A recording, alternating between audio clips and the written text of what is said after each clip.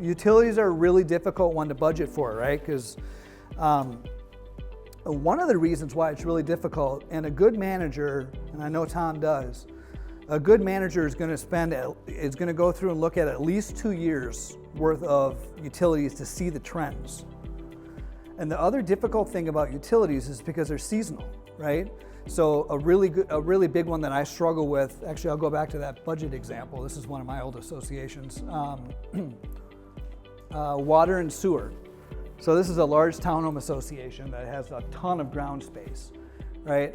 When I'm budgeting in September or October, so $34,000, right, is what they spend on water, and that's their irrigation system is what that is.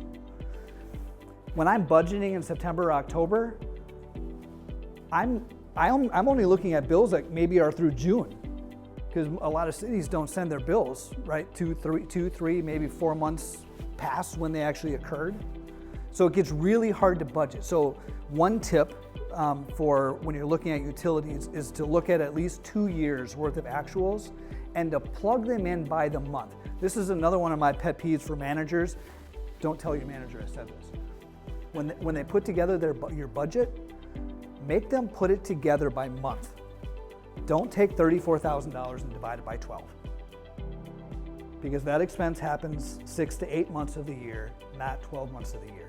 That's really important because then you can look at the cash flow, right? And if you're a cash poor association, that's really important because if you're cash poor, you go into the summer months, all of a sudden you just ran out of money, right, in the project season.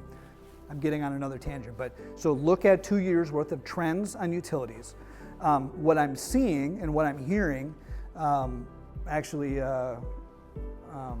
was it just today, wasn't it one of our managers found a stat that gas is going up 45%, natural gas, 45%. We've seen an increase in natural gas of 45% in the last 2 months. Water, I'm seeing most cities, obviously it depends, but most cities it's between 15 and 20%. So that's what I'm looking for in 2023. Electricity is staying fairly stagnant. I'm not budgeting too much on that. But water and gas, and then trash. Trash is a big one, guys.